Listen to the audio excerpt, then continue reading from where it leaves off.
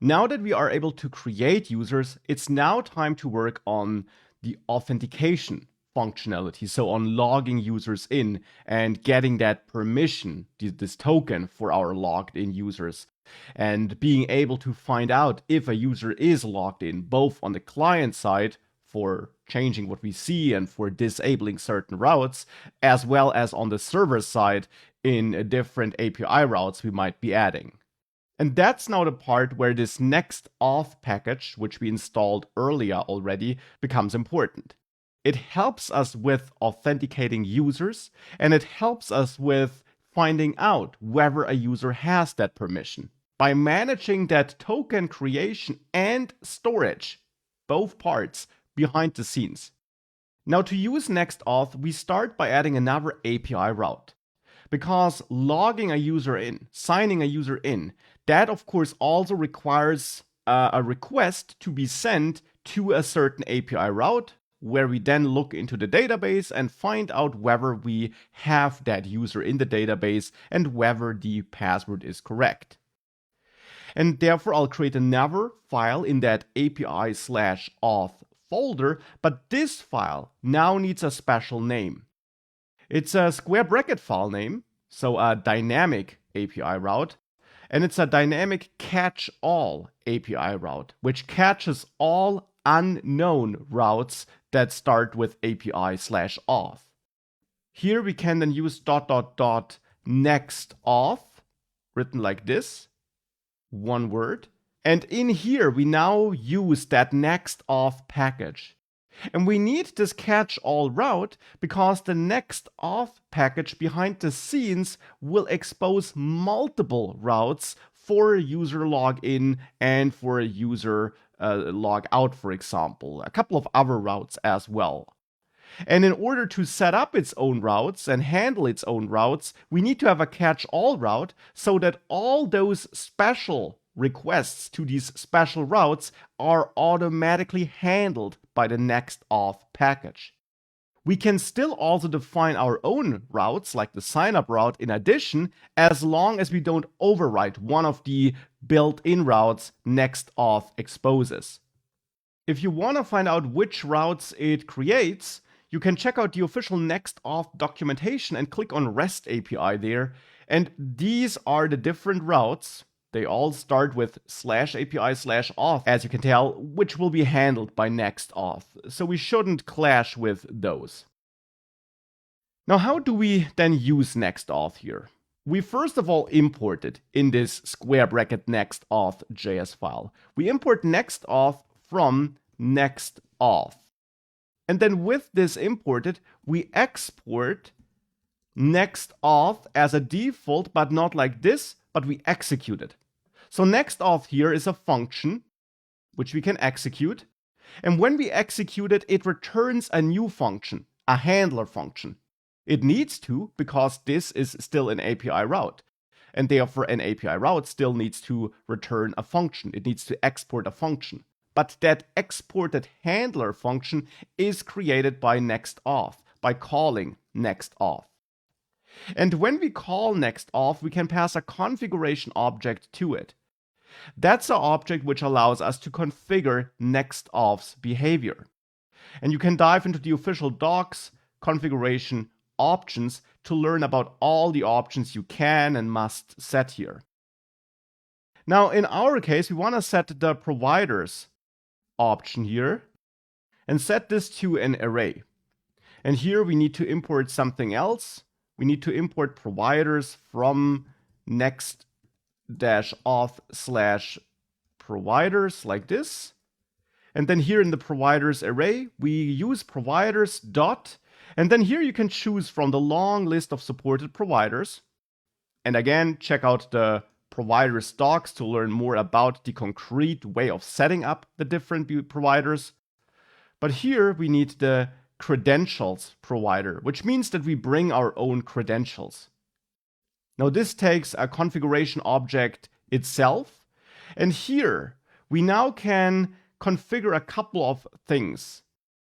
For example, we can set the credentials key, and then here define what our credentials are, email and password. We could use that to let NextAuth generate a login form for us. Here, however, I don't want to let NextAuth generate a forum for me. I already have one, and hence I'll not set credentials. The only thing we need to set here actually is authorize. And authorize turns out to be a method. It's a method which Next.js will call for us when it receives an incoming login request. At the moment, we're not sending such requests yet, but we will soon do so. Authorize is an async function, so it returns a promise, and as an argument, we get the credentials that were submitted. And that is our object with the data we submitted, for example, email password. In here, we now have to bring our own authorization logic, check if the credentials are valid, and tell the user if that's not the case. For example, throw an error if that's not the case. Therefore, in here, we again want to connect to the database, and hence import connect to database from the lib folder, and get hold of that client here by awaiting this. We also want to close the client later, of course. So let's already do that so that we don't forget it. And then we want to find out if we have a user for the entered email and if we have a user with that password then. So if that password is correct.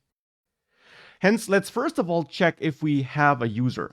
For that, I'll have my users collection, which I get access to with client.db.collection users. Let's do that in one go. And then we can use the users collection to find one user where the email is equal to credentials.email. And I'm expecting that credentials will have an email property. I can expect this because it will be us who later set those credentials when we send a request from the client-side code.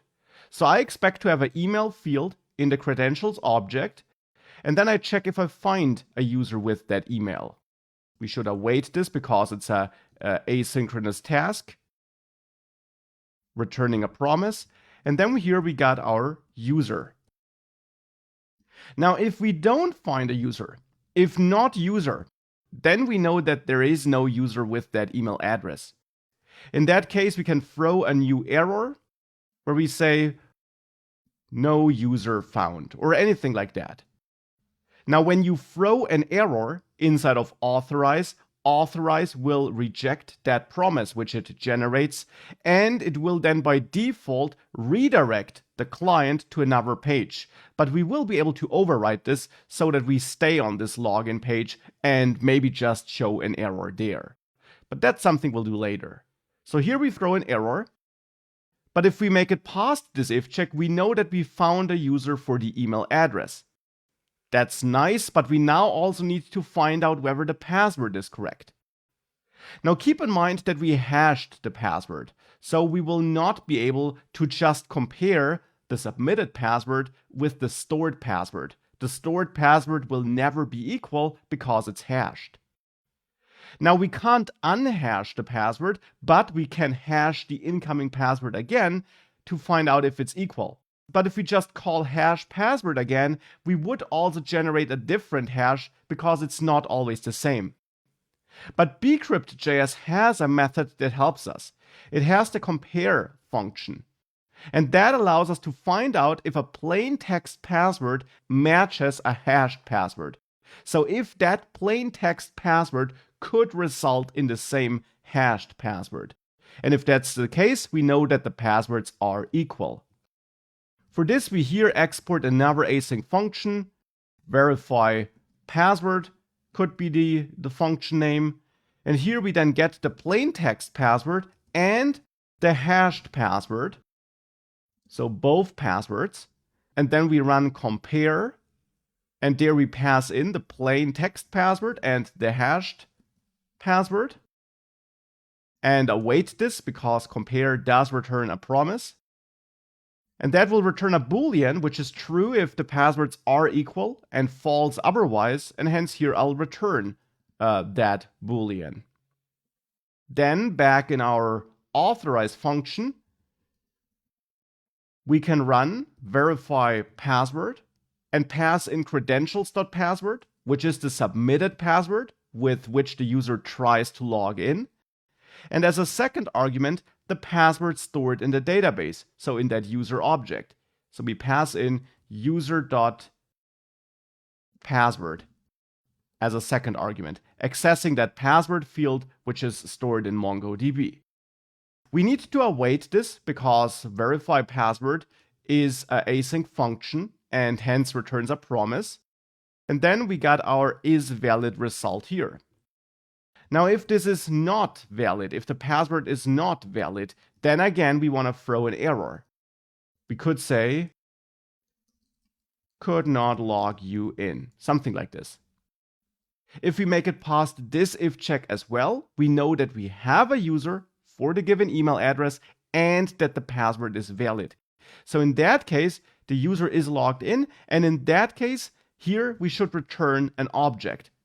If we return an object instead of authorize, we let NextAuth know that authorization succeeded, so that the user is logged in. And this object will then actually be encoded into that JSON web token.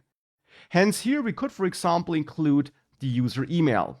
We should not pass the entire user object because we don't want to include the password. Even though it's hashed, we don't want to expose that to the client. So that's the object we return, and that will then be encoded in a JSON web token. But speaking of that, to make sure that a JSON web token is created, we should go to the NextAuth config object, and besides setting up our providers, also add the sessions option here. That's another option which you can set up here. Actually, it's session, not sessions. It's an object where you can configure how that session for an authenticated user will be managed, and there you got a JWT key which should be set to true, so that JSON web tokens are being used. For some other authentication providers, you have other ways of managing this. For example, that a session is stored in a database, but for credential-based authentication for this provider, you must use JWT and set this to true. As you see, it would be set to true automatically if you don't specify a database, and we aren't specifying a database because we handle all database access manually anyways with this specific provider, but nonetheless, setting it to true explicitly also isn't too bad. Now, if you do use other providers, then you might of course be able to add a database and use a session. It really depends on which authentication provider you use. For example, if you use the email authentication provider, where you get an email with a magic link sent to you, then you need to add a database in which the emails will be stored, and you don't need to use JWT. But that's just a side note. Here we are using JWT, we are using credentials, and hence we need to configure it like this. Now, before using this API route though, before sending requests, there's one thing I want to do. Client close, of course, should be called before we return, and also should be called if we throw an error, so that we still close that database connection. That is something we should do here. And actually, I just saw this should be hashed password, of course, not hash password. So that's one thing. That's now the backend. That's the authentication API route using NextAuth.